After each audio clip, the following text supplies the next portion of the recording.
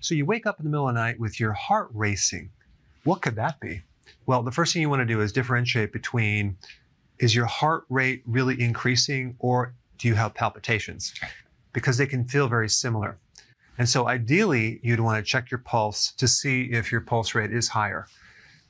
Tachycardia is a medical name for high pulse rate, over 100 beats per minute. The normal beats per minute should be around 72, but it could be actually a lot lower if you're in shape, or it could be slightly higher. Or a palpitation is a little bit different. It's not necessarily a sustained high pulse rate. The heart is flipping or flopping or speeding up temporarily or slowing down temporarily. But I do have videos on palpitation, slightly different than this. I put a link down below. But we want to talk about if you're all of a sudden waking up in the middle of the night with a high pulse rate, what's going on? Let's take a look at all the potential causes of tachycardia. Well, alcohol will do it. Too much sugar will do it because sugar depletes potassium. Potassium is kind of like a governor or a regulator of your pulse rate. And so without potassium, you don't have the brakes in the car, so it's all accelerator. So the pulse rate will go up. In fact, I remember right before I got married, we were living in San Diego, and we were going around trying to find the best wedding cake. And so we were going to different places sampling wedding cakes. And then we ended up at an Italian restaurant and had pizza and pasta. And right before their closing, I realized we were the last people left. And so the waiter said, would you like to sample some of these desserts before we toss them out? And of course, I don't want to waste any food, so we sampled everything. And so I was driving home that night with a tremendous amount of carbohydrates flowing through my bloodstream. And right when I went to bed, I noticed this large pounding in my ear. It's like boom, boom, boom, boom. My pulse rate was not only accelerated, but it was loud. What was happening in my blood was all this sugar was depleting the potassium that I had. And so there's nothing left to keep the pulse rate under control. So too much sugar will deplete potassium and your pulse rate will go up and you will not be able to sleep. Also, just having low potassium in general can increase the pulse rate. A low magnesium can increase the pulse rate. And if you are B1 deficient, which by the way is very, very common, your pulse rate will be a little bit too high. So you'd want to take some nutritional yeast to get that B1 and your pulse rate should come down. Stimulants like caffeine from coffee, also chocolate and tea will keep the pulse rate too high. An overactive thyroid will keep your pulse rate high. I did a video on this and one of the remedies is actually taking B1. Anemia can keep your pulse rate high. So that would be a lack of B12 or a lack of iron. Number 9, this is called dysautonomia. This is a dysfunctional autonomic nervous system. And the autonomic nervous system controls the pulse rate, your heart rate, and a lot of other things. And too much stress will cause dysfunction of your autonomic nervous system. The best remedy for that would be right here, B1. And another symptom of dysautonomia would be if you were to stand up too quickly and feel a little dizzy or disoriented. All right, number 10, excessive amount of exercise. This happened to me when I worked out twice in a given day, and I just got my pulse rate up too high, and it just did not come down too well.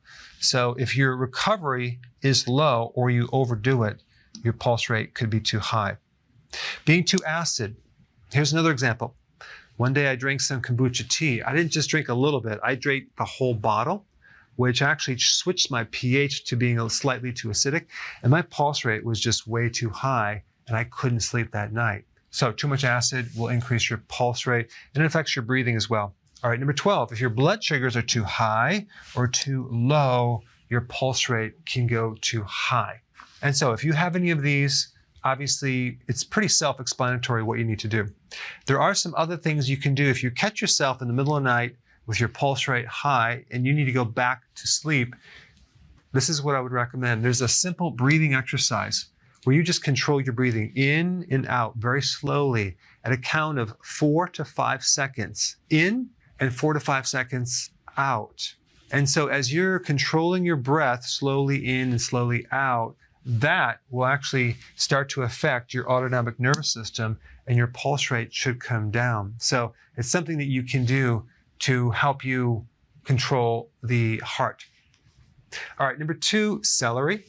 Maybe you need to get out of bed and just consume some celery. Celery has all sorts of great, wonderful things, phytonutrients, certain types of minerals that are really calming to the nervous system, as well as the blood pressure. And I think the number 1 cause of a higher pulse rate, especially something that's waking you up out of bed, would be that your carbs are just too high. So you want to go low carb, and you want to go no sugar. Now, when you initially get on a ketogenic plan, you may find your pulse rate goes up when you're in this transition phase for about 3 days. But if you just take potassium and a good electrolyte powder, and you take vitamin B1 through nutritional yeast, that should pretty much prevent that from happening. So stress can actually raise your pulse rate.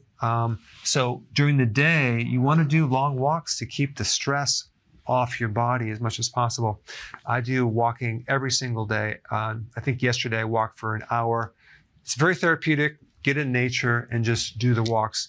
That's very good for the heart. And the last thing is to avoid EMF. I will be doing more videos on this, but these are certain frequencies or energies that emanate from your cell phone, electrical wires. So if you're sleeping and your cell phone or iPad is right next to you, right by your head, or you have a lot of electrical devices plugged in, unplug them before you go to bed. Put your cell phone on airplane mode, and you're going to find that you'll have less EMF.